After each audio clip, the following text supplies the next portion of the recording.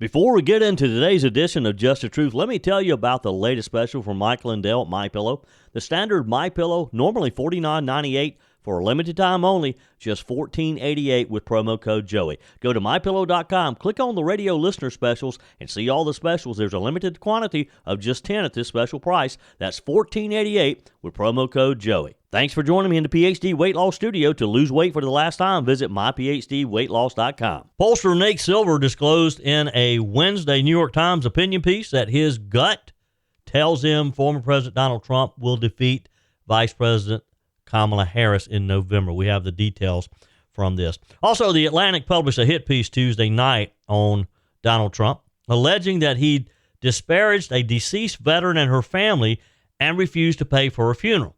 Now, Vice President Kamala Harris held an odd news conference yesterday to remind voters that I guess they should read the article, except the family of the deceased veteran says the story is just not true. Things are heating up on the home stretch to Election Day.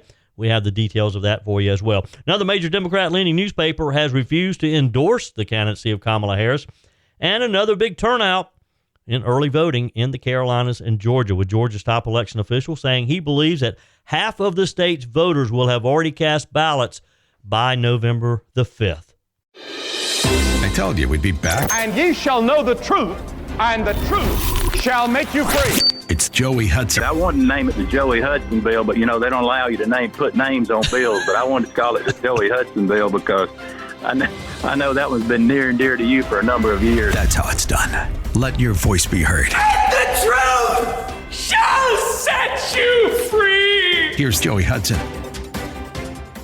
We've been waiting on the so-called October surprise. With just a few days left in the month, is the Atlantic's hit piece this week the October surprise? The Atlantic published a hit piece Tuesday night, in case you haven't heard, and most of you probably don't read the Atlantic, so I'll tell you a little about it. It was your classic hit piece on Donald Trump, alleging that he disparaged a deceased veteran and her family and refused to pay for her funeral after he had promised to do so. The victim's sister and numerous Trump officials, however, have come forward to dispute the story and say that it's just a lie. Vanessa Guillen was a 20-year-old Army private and daughter of Mexican immigrants, was brutally killed by a fellow soldier at Fort Hood in Texas in April of 2020. You may have remember the story. It made national headlines. Her remains were burned and weren't found until 2 months later. It was just a horrific crime. In the aftermath of the gruesome murder, Trump met with Ms. Gillen's family and said that he would provide financial assistance for her funeral. The Army also launched an investigation into Fort Hood, which resulted in the firing or suspension of 14 commanders and other leaders and the termination of the base's commanding general. In the Atlantic story that was published this week, Editor-in-Chief Jeffrey Goldberg reported on a national security meeting in December 2020, during which Trump allegedly expressed outrage that Miss Gillen's funeral cost $60,000 and it doesn't cost $60,000 to bury a, I can't say, Mexican. Here's how Goldberg, citing anonymous sources, portrayed the meeting. He wrote, in an Oval Office meeting on December 4, 2020, officials gathered to discuss a separate national security issue. Towards the end of the discussion, President Trump asked for an update on the McCarthy investigation. Christopher Miller, the acting Secretary of Defense, Trump had fired his predecessor, Mark Esper, you may remember, was in attendance along with Miller's chief of staff, Kash Patel. At a certain point, according to two people present at the meeting, Trump asked, did they bill us for the funeral? What did it cost? Now, again, this is Goldberg writing in The Atlantic. He says, according to the attendees and to the contemporaneous notes of the meeting taken by a participant, an aide answered, yes, we received a bill. The funeral cost $60,000. He writes, Trump became angry. It doesn't cost $60,000 to bury a Mexican. He turned to his chief of staff, Mark Meadows, and issued an order, don't pay it. Later that day, he was still agitated. Can you believe it? He said. According to a witness, he said, these people trying to rip me off. And I'm cleaning all this up compared to the story that was written. However, several former Trump officials present at the meeting have all disputed how Mr. Goldberg writes about this in The Atlantic. In their story, The Atlantic quoted a statement from former Trump national security official Kash Patel, writing, "As someone who was present in the room with President Trump, he strongly urged Vanessa Guillen's grieving family should not have to bear the cost of any funeral arrangements, even offering to personally pay himself in order to honor her life and sacrifice." In addition, President Trump was able to have the Department of Defense designate her death as occurring in the line of duty, which gave her full military honors and provided her family access to benefits, services, and complete financial assistance. Ben Williamson, a spokesperson for Mark Meadows, said that he had sent The Atlantic a full comment regarding the effing Mexican remark. The outlet, however, paraphrased it as denied having heard Trump make the statement. Williamson said in a screenshot, "President Donald Trump absolutely did not say that. He was nothing but kind, gracious, and wanting to make sure that the military and the U.S. government did right by Gloria Guillen and her daughter, Vanessa Guillen." Meadows himself said this week, after he heard of the story, posting on X, that the story was absolutely false. The former White House chief of staff went on to say any suggestion that President Trump disparaged Miss Guillen or refused to pay for her funeral expenses is absolutely false. He was nothing but kind, gracious, and wanted to make sure that the military and the U.S. government did right by her family. Former Trump official Theo Wold also slammed the Atlantic story as a lie and said Trump was genuinely concerned about Guillen and appalled by the tragedy. Perhaps most damning of all, Guillen's sister, Maya, and a family lawyer have both refuted the allegations. The sister even said that she had voted for Trump the very day that the Atlantic published their story. The Guillen's family lawyer, Natalie Kawam, said, "After having dealt with hundreds of reporters in my legal career, this is unfortunately the first time I have to go on record and call out Jeffrey Goldberg at the Atlantic. Not only did he misrepresent our conversation, but he outright lied in his sensational story." So here you have the sister of this fallen hero, and you have the attorney for the family saying absolutely none of this happened. This is not the story. Yet the Atlantic published it. The Atlantic has put it out there, and the New York Times printed an excerpt from the Atlantic as if to give it credibility. Goldberg claimed in the story that the sister told him she sent the bill to the White House, but no money was ever received by the family from Trump. More importantly, he used and exploited my clients in Vanessa Guillen's murder for cheap political gain, the lawyer said. I would like to also point out that the timing of this story is quite suspicious, as this supposed conversation that Trump had would have occurred over 4 years ago. Why a story about it now, just a few weeks from the election? We know the answer to that, don't we? Well, Kamala Harris, she hasn't been doing press conferences. The media has been wanting her to do press conferences. Well, she had one yesterday. And the only thing I can think that the reason she had a press conference is she wants to draw more attention to this article and hopefully encourage people to read it. Here's Kamala Harris's comments yesterday. We have breaking news. Vice President Harris is speaking at the residence before she participates in a CNN town hall tonight in Chester Township. Let's listen. He said he wanted generals like Adolf Hitler had. Donald Trump said that because he does not want a military that is loyal to the United States Constitution. He wants a military that is loyal to him. He wants a military who will be loyal to him personally, one that will obey his orders even when he tells them to break the law or abandon their oath to the Constitution of the United States. In just the past week, Donald Trump has repeatedly called his fellow Americans the enemy from within, and even said that he would use the United States military to go after American citizens. And let's be clear about who he considers to be the enemy from within. Anyone who refuses to bend a knee or dares to criticize him would qualify, in his mind, as the enemy within, like judges, like journalists, like nonpartisan election officials.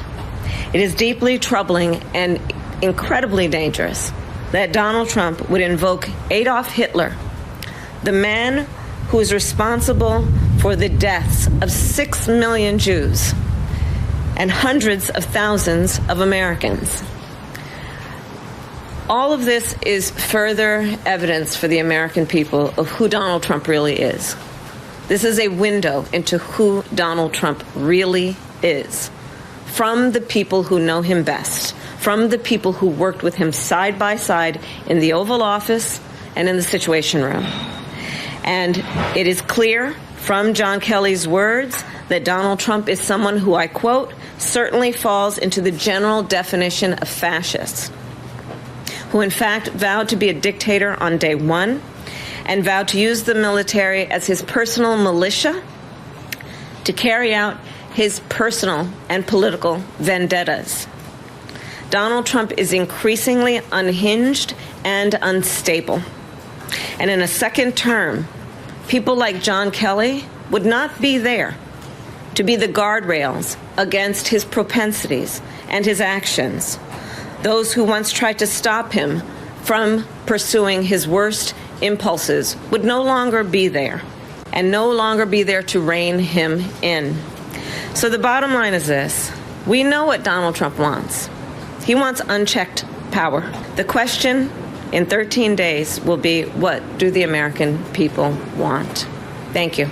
Well, she's right. That is the question.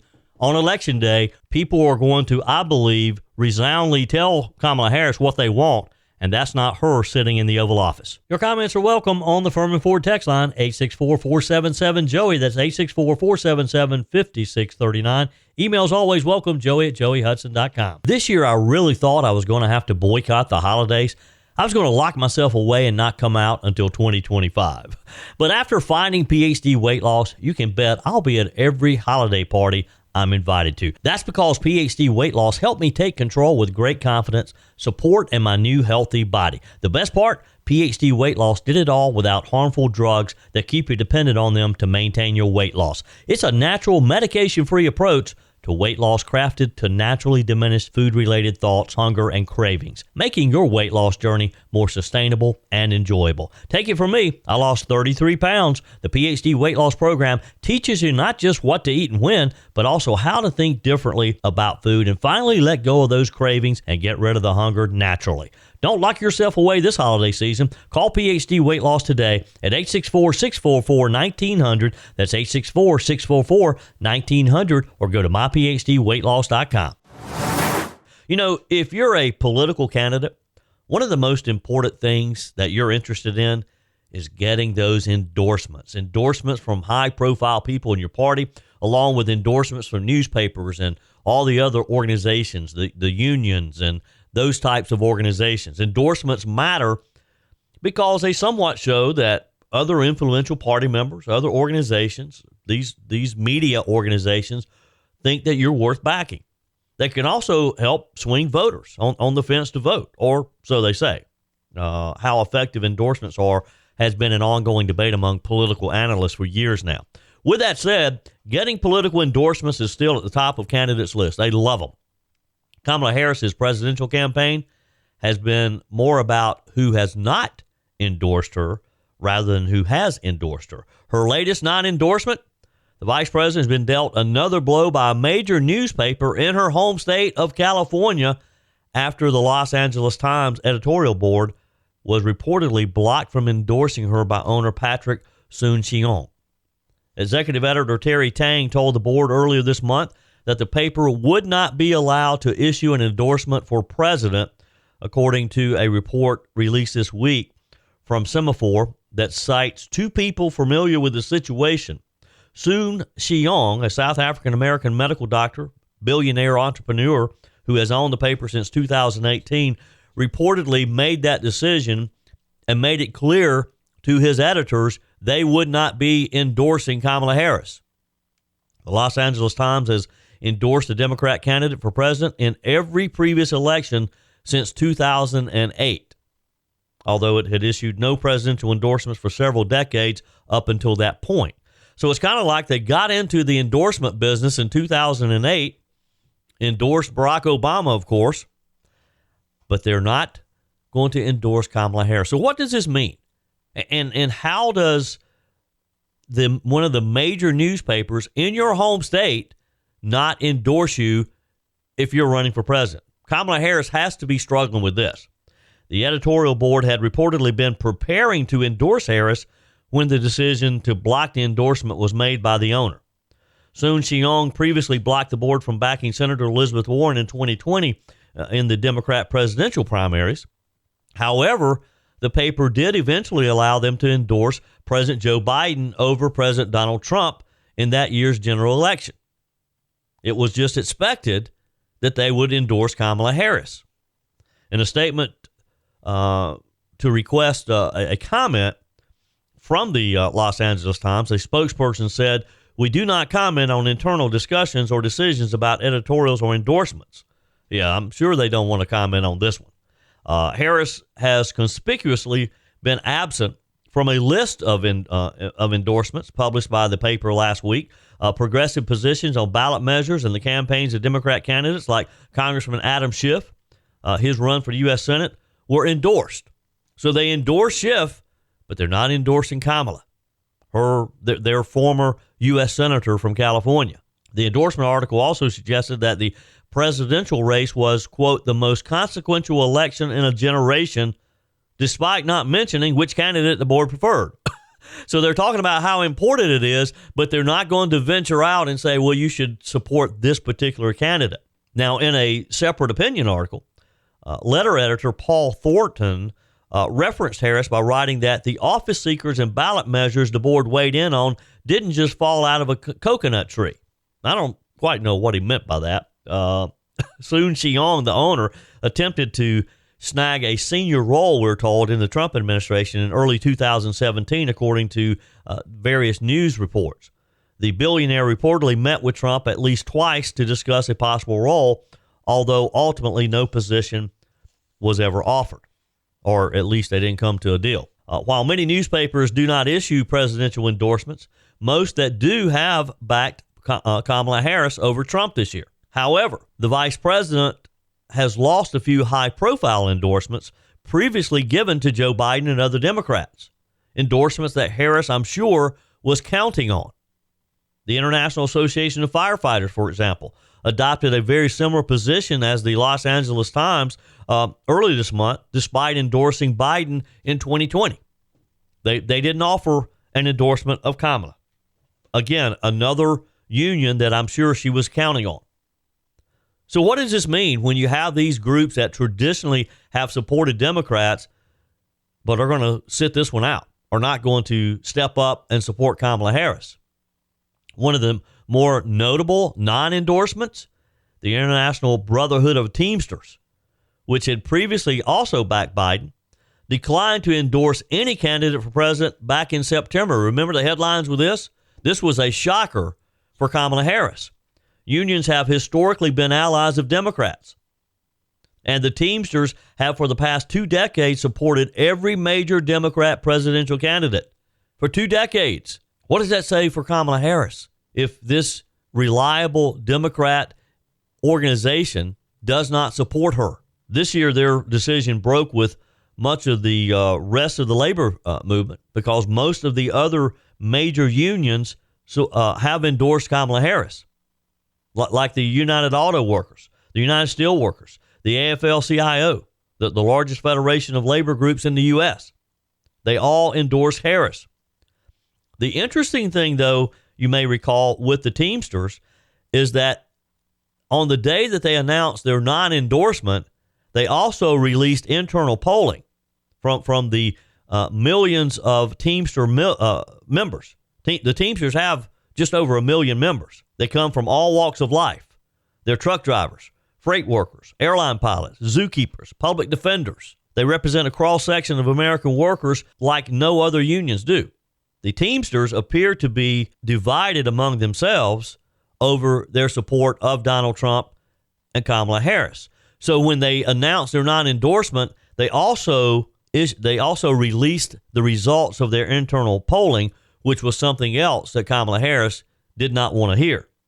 Their poll showed that a majority of members, roughly 60%, support Donald Trump and not Kamala Harris. In fact, only 34% of Teamsters support Kamala Harris. That's a huge break traditionally when you look back over the history of how union members have supported Democrat candidates for president. And Joe Biden loves to promote the fact that he has been one of the biggest supporters of unions ever to sit in the Oval Office. But they're not going for his vice president. They're not supporting Kamala Harris. Paul Clark is a professor of labor and employment relations at Pennsylvania State University. He said the Teamsters leaders had to be careful with the position they took because of how much support their members had for Trump. Although the Teamsters had supported mostly Democrats in recent years, Clark noted that union members are not a monolith in who they vote for and what party they support. One note here, Sean O'Brien, the president of the Teamsters, earlier back in the summer, was the first president of the Teamsters in the organization's 121-year history to speak at the Republican National Convention. Your comments are welcome on the Furman Ford text line, 864-477-JOEY. That's 864-477-5639. Emails always welcome, joey@joeyhudson.com. Speaking of the Furman Ford text line, it's never been more important to support locally run businesses owned by people who actually live here in the upstate. Let me take a minute to talk with you about our friends at Furman Ford. If you're looking for a new vehicle, maybe a great pre-owned vehicle, one you can trust, or maybe you're looking to order that special vehicle. Either way, if you want a new one, a brand new one, or a pre-owned that you can trust, the folks at Furman Ford, they're there to help you. Their name is on the sign because their name is on the line, because every single transaction is important to them. Jim Furman, Matthew Furman. They do business the right way. When you stop by, when you give them a call, or maybe when you just send them a quick email, you're always going to have access to a member of the Furman Ford family. And by the way, they also offer great service, and you're not going to have to wait weeks and weeks to get it done. And you do not have had to purchase your vehicle at Furman Ford. Doesn't even have to be a Ford. They service all makes and models. Visit my friends at Furman Ford online at furmanford.com, furmanford.com.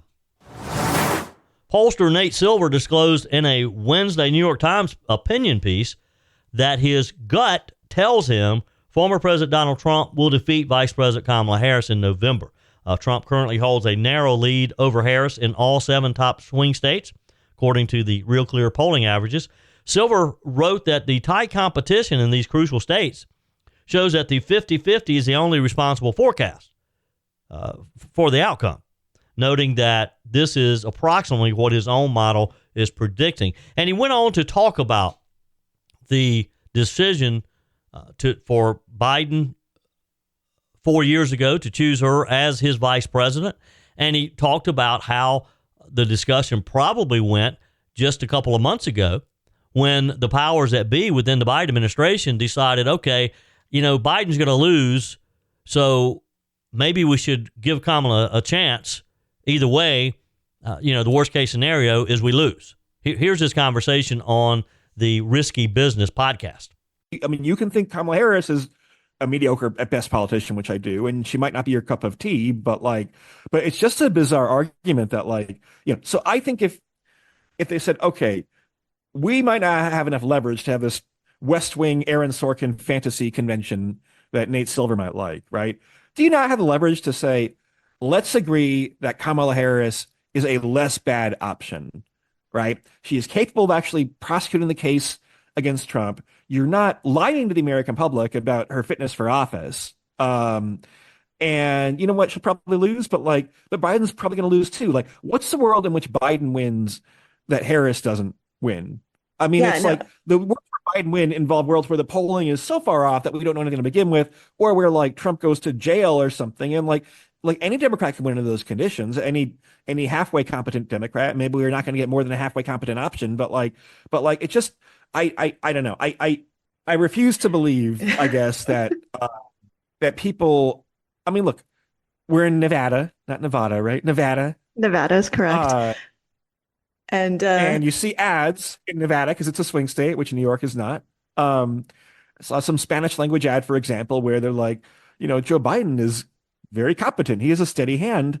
And he does not have a steady hand. I mean, literally, I'm not sure he has a steady hand anymore. I don't mean to diagnose him medically, but you can't project, we are the campaign that is just a steady hand, competence, no chaos anymore, right? That cat is out of the bag. It's too late for that. You're selling people on a lie, and the honest thing to do is to say, we chose this woman to be vice president, and she has served as vice president for 3.5 years now. At any moment, she could become president. Joe Biden could have a heart attack. There could be some type of attack on whenever Joe Biden is located. People elected Kamala Harris to be vice president, and clearly you're in a situation where she is more fit to be president than Biden over the next 4 years. And like, what's it say about her? Or what's it say about like how cynical the decision was? Like, but she is a senator from California. She's been a district attorney, right? She is like someone who I think is generally regarded as being very smart and competent. The problems were mostly the fact that politically she wasn't a very compelling candidate, although she might have some upside potential. But like, what's it say about Kamala Harris that like none of these Democrats entrust her?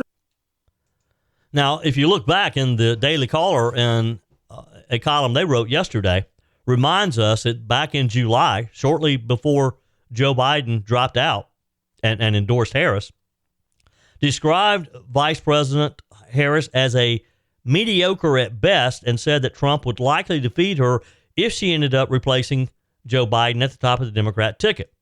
However, he also said he believed Harris would be a better candidate than Biden, and in fact has endorsed her, has made it clear that he will most likely vote for her.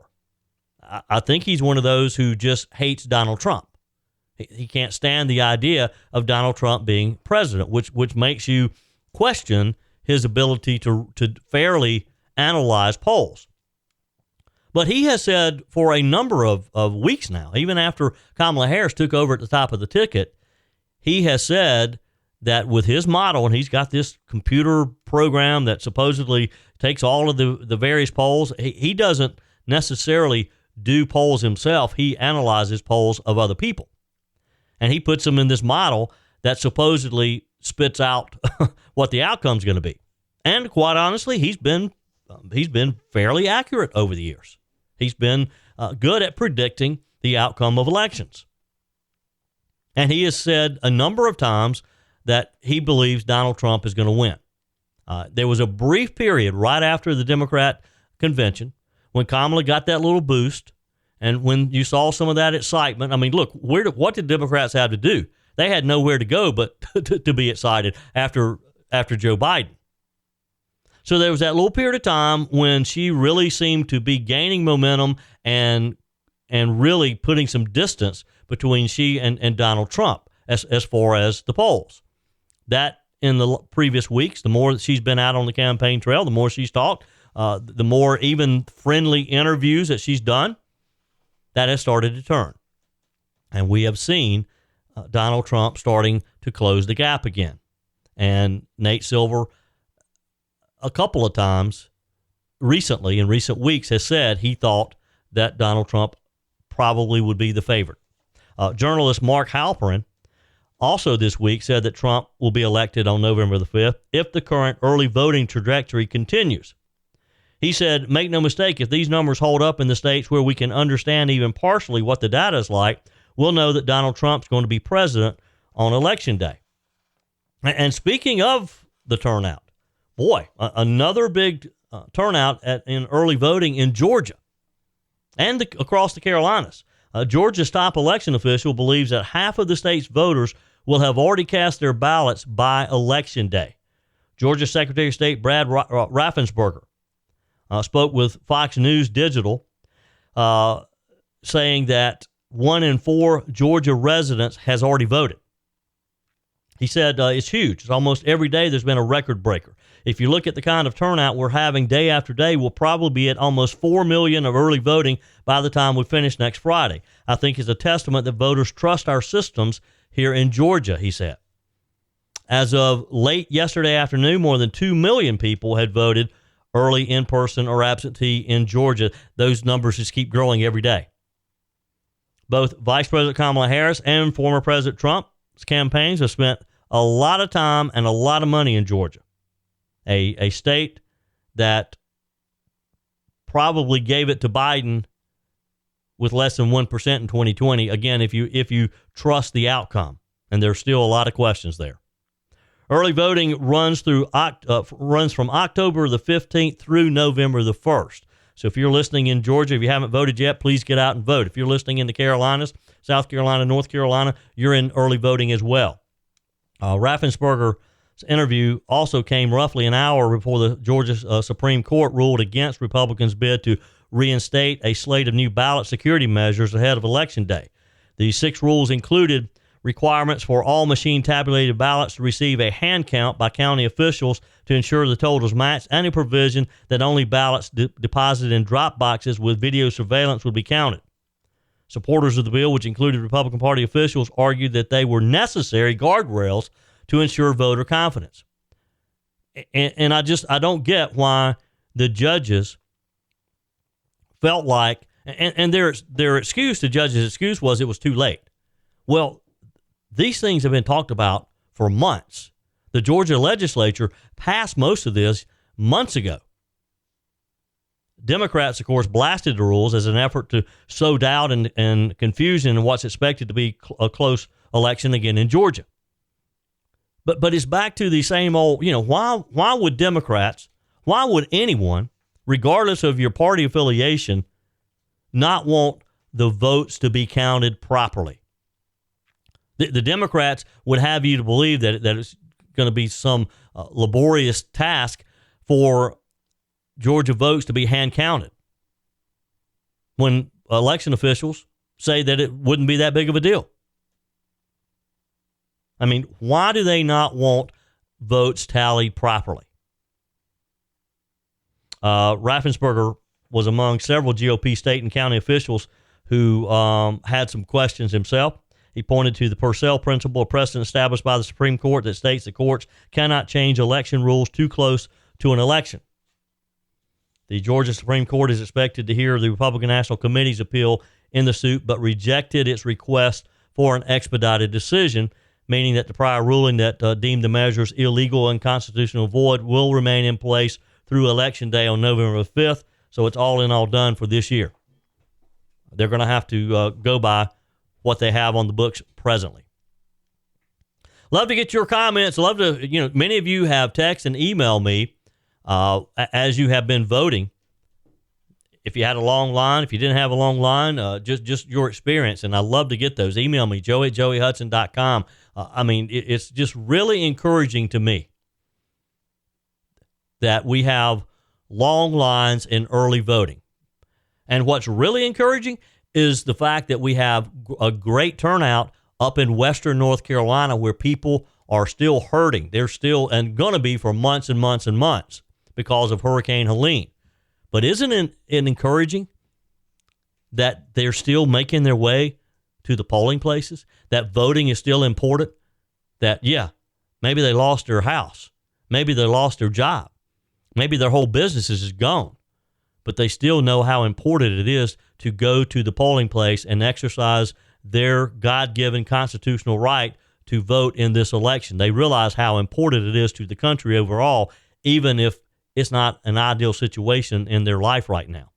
Kudos to those of you in western North Carolina who still find time to go vote, even if it's at a temporary polling place. Your comments are welcome on the Furman Ford text line, 864-477-JOEY. That's 864-477-5639. Emails always welcome, joey@joeyhudson.com. Whether you're replacing a broken appliance or maybe you're just upgrading, you're totally remodeling the kitchen, when it's time to get those new appliances, when you're ready for them, you don't want to have to wait weeks or even months to get started using them, right? Well, that's not the case when you shop with my friends at Discounted Appliance Warehouse. With over 11,000 square feet and 1,500 appliances at any given time, you can buy today and use today quite often. I'm talking about shopping with my friends at Discounted Appliance Warehouse in Pickens. It's worth the short drive over to Pickens. Jeff, Johnny, Kyle, the whole team over there, they'll take good care of you. They have an award-winning service department, expert installation, extended warranties, and at Discounted Appliance Warehouse, they treat you like family. You're more than just a credit card swipe to all the team over there. Discounted Appliance Warehouse, they're proud to offer Speed Queen, the only washer and dryers with manufacturer's warranties that cover parts and labor. You owe it to yourself, if you're looking for a new appliance, to head over to Pickens to Discounted Appliance Warehouse online at dawpickens.com. dawpickens.com. It's official, and I knew this was coming. The Biden-Harris Department of Justice is telling Elon Musk what to do with his own money. Federal law enforcement officials have put tech mogul Elon Musk on notice, warning that his America PAC may be breaking the law with the $1 million giveaways he's giving to registered voters in swing states, according to a report published yesterday. The Harris-Biden Justice Department's Public Integrity Section, which oversees election law, recently sent a letter to Musk informing him that the high-dollar enticement to battleground voters to sign his petition backing freedom of speech and the right to bear arms might be illegal. Since October 19th, probably aware, Musk has been giving out prizes to lucky swing state signatories who must be registered to cast a ballot to be eligible for the giveaway. The federal code states whoever pays or offers to pay or accepts payment either for registration to vote or for voting shall be fined not more than $10,000 or imprisoned not more than 5 years or both. Musk, of course, born in South Africa, vowed to hand out the seven-figure prizes until Election Day. He explained Saturday when he unveiled the sweepstakes during a campaign stop in Harrisburg, Pennsylvania. We want to try to get out over 1 million, maybe 2 million voters in the battleground states to sign the petition in support of the First and Second Amendment, he said. The Keystone State's Democrat governor and former Attorney General Josh Shapiro called the giveaway, quote, deeply concerning, and suggested to NBC News' Meet the Press last weekend that it's something that law enforcement could take a look at.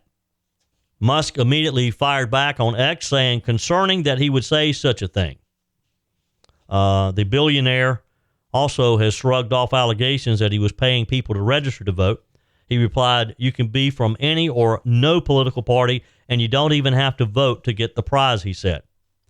The first three recipients so far to get a $1 million check were registered Republicans, by coincidence, who have already voted by mail, the Philadelphia Inquirer reported this week after this story made headlines that the DOJ was taking a look at what he's doing.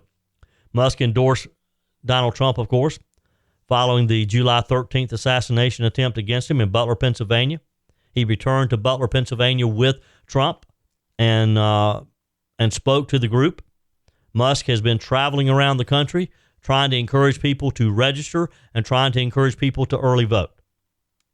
Trump, of course, has also floated the idea that Musk may play a prominent role, maybe on a commission or something, to help boost government efficiency and try to cut out government waste if, in fact, Trump is elected.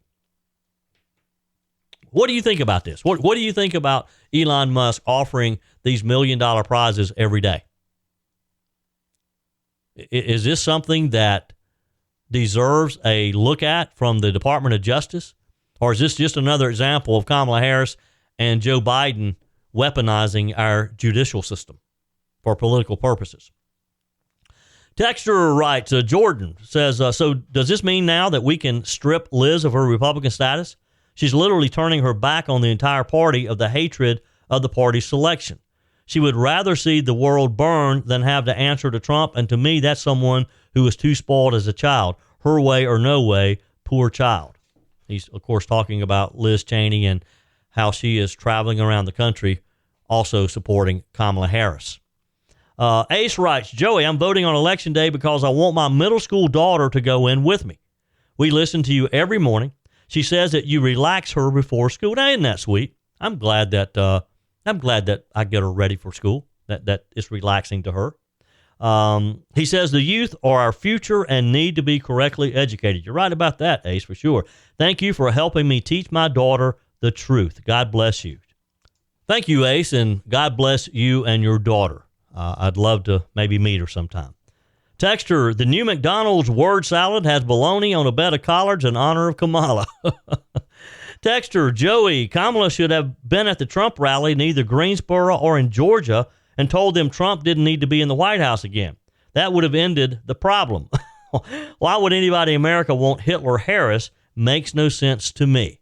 It is kind of hard to wrap your head around why anybody with any sense whatsoever would vote for her, isn't it? Pete says, hey, Joey, we had a huge turnout.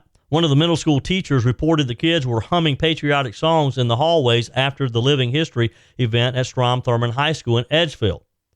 We had classes from elementary to high school stop at each station. Some of the stations included the evolution of the American flag, blacksmith, woodworker, surgeons, continental soldiers, recruitment, U.S. Constitution, and even an Indian chief. More schools need to allow events like this. Regards. You're right, Pete. I would have loved to have been there. And I appreciate you sending me the info on it, Pete. These are the types of things, programs that we need to have in our schools and expose students to. Texter says, Joey, can you put up on the website how you get your ballot before voting and how to track your ballot? Please, thank you. Just go to scvotes.gov, scvotes.gov, and they have it all laid out for you as far as when, the deadline for requesting an absentee ballot and what you have to do to do that. And the deadline's soon. I think it may even be Friday, tomorrow. So if you're thinking of absentee voting, you need to do that quickly. And yes, when you request your ballot, there's also an option to track your ballot so that you know it's on the way, and then once you mail it, and know that it was received. Texter says, hey, Joey, about 6 months ago, Trump said when he returns, we will have cars that are vertical. This is in reference to, I talked yesterday about the Federal Aviation approving these air taxis, and they're like two-seat. They look almost like a drone because they take off vertically like a helicopter, but then they fly like a normal airplane. Texter says, took me 5 minutes. Everyone there was smiling and in a good mood. I was surprised about the ballot question. I thought it was already a law that you had to be an American citizen and 18 plus to vote. Well, this is a South Carolina ballot initiative just to make sure there's no question, because right now it says to vote for federal candidates, but it does not specifically say local, and we need to close that loop. There doesn't need to be any room for misunderstanding. Texter, good morning. Murph from Landrum. I voted yesterday at the Woodruff Library. I'm working on a job in Woodruff. The place was busy. Line moved fast. Good. Appreciate that. Joey, I worry about the possibility of early voting data being tampered before Election Day. What guarantees do we have that no one can access that data, or that someone with nefarious intent can't alter that data? Well, we have to trust those machines. And just know that the Republican Party has an army of people monitoring this every single day. That's it for today's edition of Just the Truth. Thanks for joining me in the PhD Weight Loss Studios. To lose weight for the last time, visit myphdweightloss.com. If you haven't joined my mailing list yet, visit my website, joeyhudson.com. Click on the Connect with Joey button so that you can receive our emails and the most up-to-date news. Also, join me on my YouTube channel. Be sure and like, comment, and subscribe. Just search for Joey Hudson. As always, thanks for spending a few minutes of your day with me. Do me a favor and forward this episode to a few friends. Just click on the share button and send to your contacts. We need to build an army of conservatives to win our country back, and we can do that by continuing to share the truth with our friends and family. Keep those comments coming via the Furman Ford text line 864-477-JOEY. Email to joey@joeyhudson.com, and I love your messages on the MyPillow message line. Again, that's 864-477-JOEY, 864-477-5639. Be sure and take advantage of the MyPillow special, just $14.88 on the standard MyPillows when you use promo code Joey. Order online at mypillow.com or call 800-893-4053. We're back again tomorrow and hope you'll plan to join us. Until then, remember, God's got this. He's still in control.